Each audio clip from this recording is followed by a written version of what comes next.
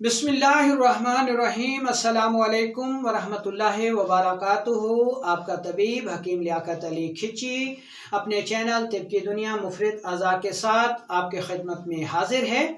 और आज का जो टॉपिक है वो है अल्सर, यानी इंसानी जिस्म में मुंह में, मैदा में या आंतों में अल्सर का पैदा हो जाना, ज़ख़म का हो जाना।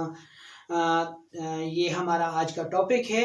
इसके ऊपर बहुत सारे सवालात आए हुए थे कि मेरी ज़बान पे ज़ख़म है, मेरे मुंह में ज़ख़म है, ग़िज़ा की नाली में ज़ख़म है, मैदे में ज़ख़म है, या आंतों में ज़ख़म है, या पेशाब की नाली में ज़ख़म है, तो मुझे इसका हल बताया जाए। बहुत सारे अतिबा के भी ये सवाल आए हुए थे, बहुत सारे साथियों के भी ये सवाल आए हुए थे कि 4-4, 5-5 साल से हम इस मर्ज़ में मुब्तला हैं। ओमेप्राज़ोल और सिमेटाडीन, फेमेटाडीन और मियोकिन जैसी अद्वियात इस्तेमाल करने के बावजूद भी जो है वो हमारा अल्सर जो है वो ठीक नहीं हो रहा। तो बराए मेहरबानी हमें इसके मुतालिक आगाही दी जाए।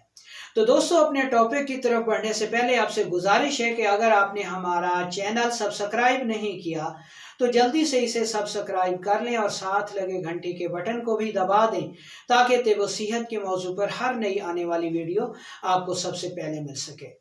तो दोस्तों, सबसे पहले तो हम अल्सर की तारीफ कर लेते हैं कि अल्सर है क्या। फिर देखेंगे कि ये पैदा कैसे होता है, इसकी इकसाम कितनी हैं, और फिर हम इसकी अलामात और फिर इसका आपको घरेलू सतह पर इलाज भी बताएंगे। दोस्तों, ज़ख़म जिस्म के बाहर हो या अंदर हो, वो ज़ख़म ही कहलाता है। हमारी जो आज की वीडियो का मकसद है वो अंदरूनी तौर पर जो ज़ख़म होते हैं उसके मुतालिक है। इसमें वो ज़ख़म नहीं आते जो बाहर से किसी हादसे की वजह से हो जाते हैं। तो दोस्तों, इंसानी जिस्म में जब किसी साख्त का ज़ख्मी होकर उसमें से किसी मवाद यानी सफ़ेद रेशे का बहना या खून का आना या फिर पीप का आना ज़र्द रंग का, ये अल्सर कहलाता है। यानी बुनियादी तौर पर हम ये कह सकते हैं कि इंसानी जिस्म में किसी खिल्त का मुताफ़न होकर इज्तमा करना और उसमें तुर्शी और तेज़ाबियत का पैदा होकर टिश्यूज़ को ज़ख्मी कर देना, जिनसे रतूबत, खून या फिर पीप नुमा मवाद का अखराज हो, ज़ख़म कहलाता है, अल्सर कहलाता है।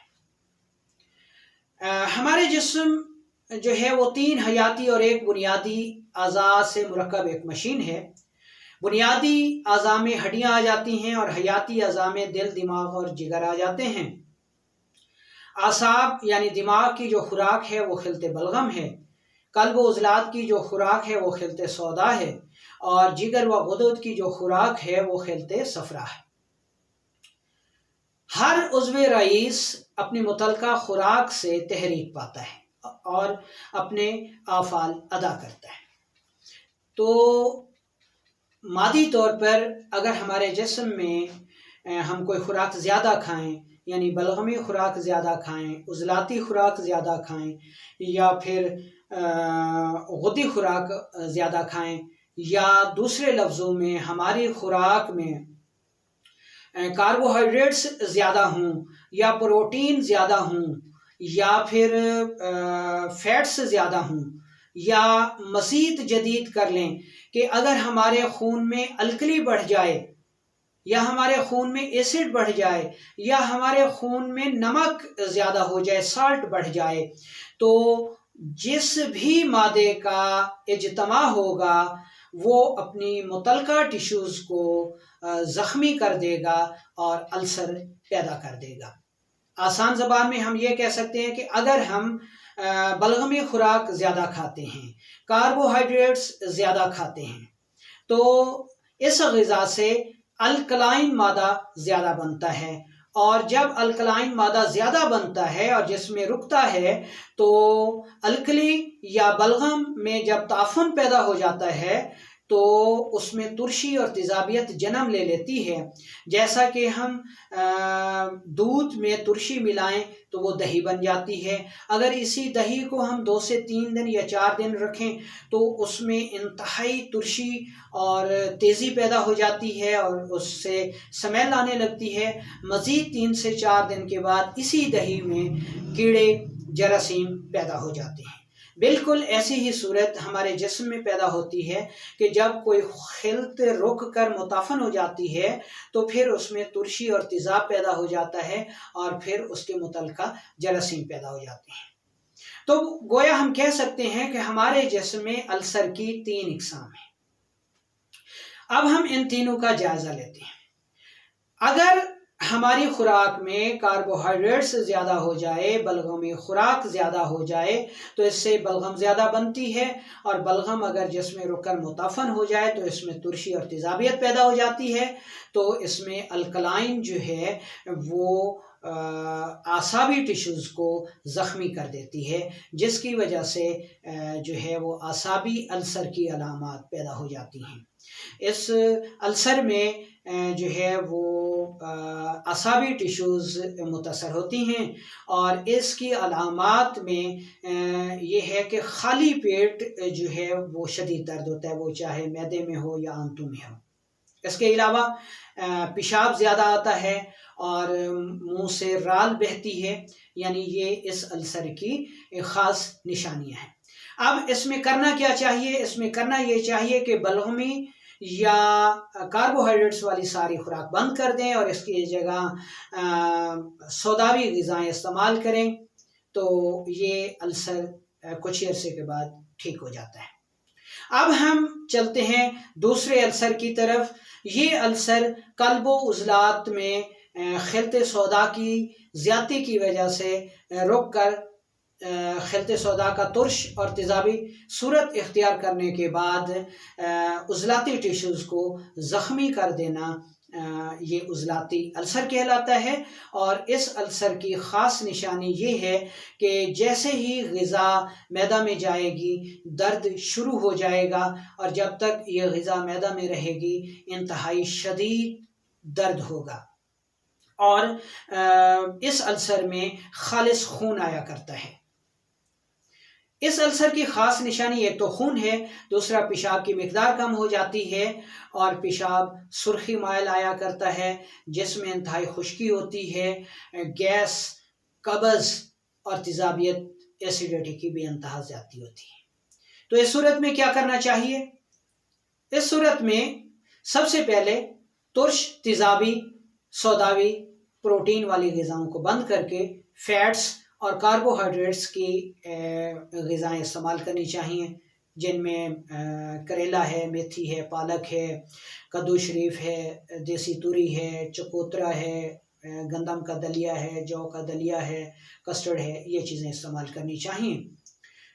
اور غذا کے طور پہ پودینہ اور زیرہ سفید اور سونف، ان کا مرکب استعمال کر کے آدھی چمچ دودھ کے ساتھ صبح دوپہر شام استعمال کریں تو عضلاتی السر جو ہے یہ بہت جلد ٹھیک ہو جاتا ہے.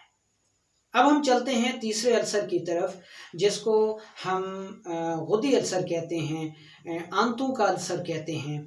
اور یہ السر جو ہے یہ صفرا کی زیادتی کی وجہ سے ہوتا ہے، یعنی فیٹس کی زیادتی کی وجہ سے یہ السر ہوتا ہے.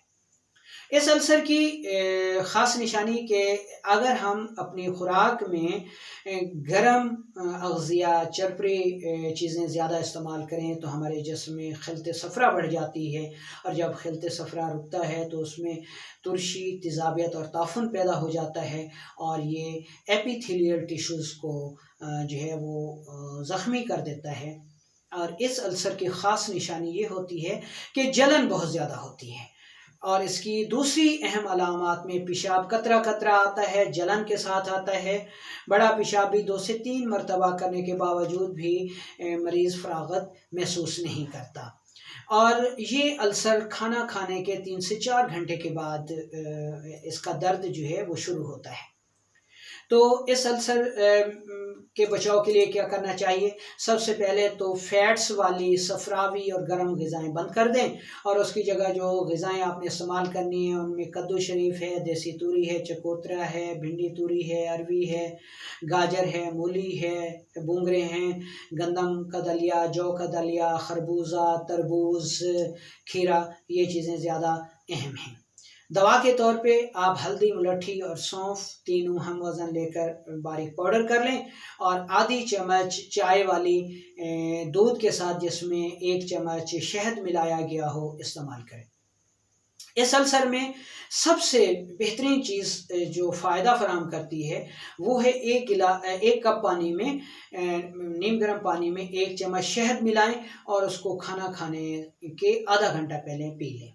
اس کے علاوہ اسب گل کا چھلکا، بلنگو، یہ چیزیں جو ہیں وہ بہت مفید ثابت ہوتی ہیں۔ ساگو دانہ کی کھیر جو ہے وہ بھی ایسے अल्सर کے لیے بہت مفید ہے۔ جو کا دلیا اس अल्सर کی خاص دوا ہے۔ تو یہ دوائیں اور غذائیں استعمال کرنے سے آپ ایسے अल्सर سے جو ہے وہ محفوظ رہ سکتے ہیں۔ ایک بات یاد رکھیں کہ اس अल्सर میں غذا کا کردار بہت اہم ہے، کیونکہ دوا تو بہت چھوٹی سی گولی پہ مشتمل ہوتی ہے، جبکہ خوراک 1 سے 1.5 کلو ہوتی ہے۔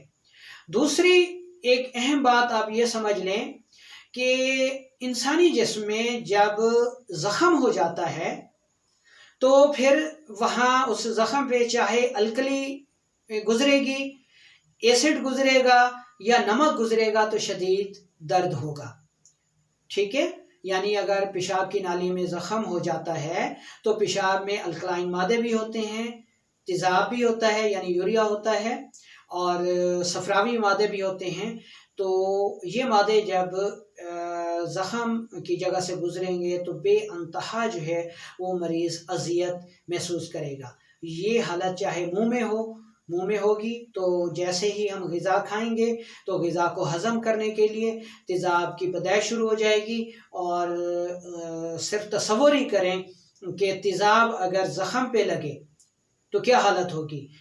یہاں تک کہ تیزاب تو درست ساختوں کو بھی زخمی کر دیتا ہے، اور جب منہ میں زخم ہو، معدے میں زخم ہو، آنتوں میں زخم ہو، تو جب ہم خوراک کھائیں گے تو اس خوراک کو ہضم کرنے کے لیے صاف ظاہر ہے کہ تیزاب بنتا ہے، اور جب تیزاب بنے گا تو وہ ان ساختوں کو جو کہ زخمی ہے لازمی لگے گا، تو کیا حالت ہوگی، مریض کس طرح مچھلی کی طرح تڑپے گا۔